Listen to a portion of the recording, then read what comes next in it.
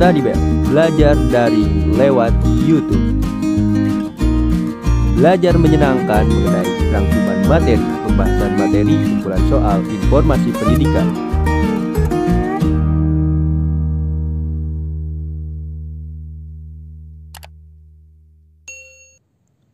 Bab 1. Belajar mendeskripsikan. 1.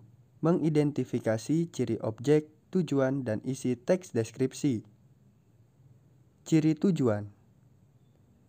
Teks deskripsi bertujuan menggambarkan atau melukiskan secara rinci dan penggambaran sekonkret mungkin suatu objek, suasana, perasaan, sehingga pembaca seakan-akan melihat, mendengar, mengalami apa yang dideskripsikan. Ciri objek yang dideskripsikan.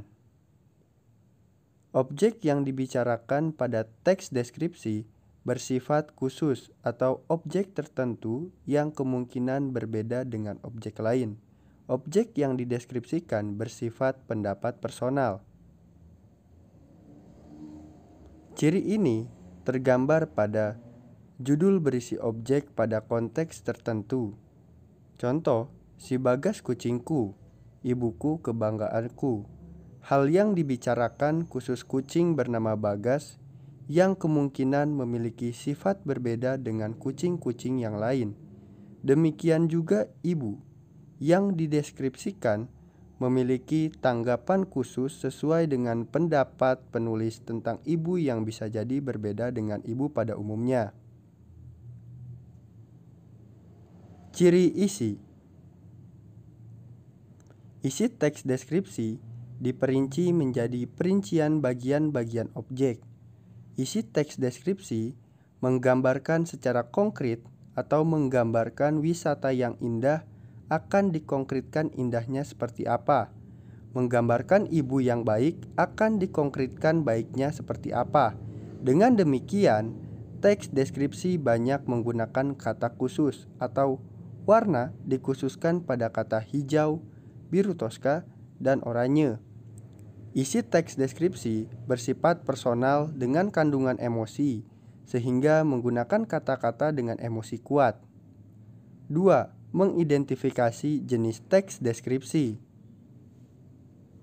Ditinjau dari bentuknya, teks deskripsi dibedakan menjadi dua kategori, yaitu teks deskripsi berdiri sendiri sebagai teks dan teks deskripsi yang menjadi bagian teks lain, seperti cerpen, novel, lagu, iklan, dan lain-lain. 3. Mendaftar ciri penggunaan bahasa pada teks deskripsi. Ciri teks deskripsi dari segi penggunaan bahasa. Yang pertama, menggunakan kata-kata khusus untuk mengkonkretkan, seperti warna dirinci merah, kuning, hijau. Menggunakan kalimat rincian untuk mengkonkretkan, seperti ibuku orang yang sangat baik. Dia berusaha menolong semua orang. Dia ramah dan tutur katanya lembut kepada siapa saja. Menggunakan kata sinonim dengan emosi kuat, seperti indah diungkapkan dengan sinonim yang lebih memiliki emosi kuat, yaitu elok, permai, molek, mengagumkan, memukau, dan menakjubkan.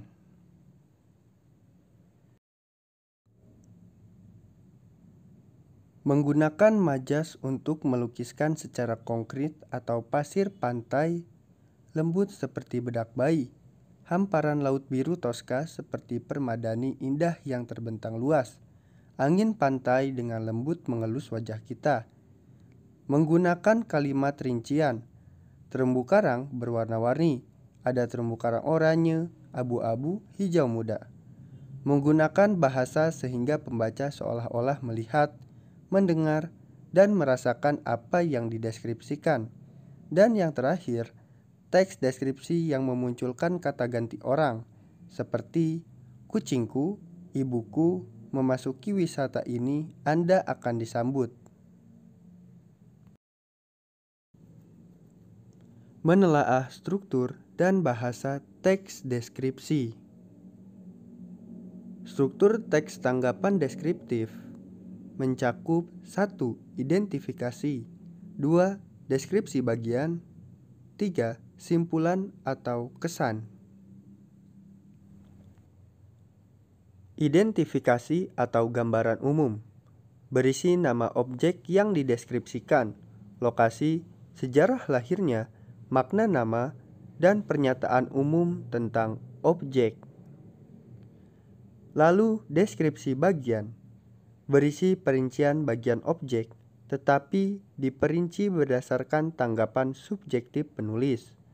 Perincian ini dapat berisi apa yang dilihat, seperti bagian-bagiannya, komposisi warna, seperti apa objek yang dilihat menurut kesan penulis.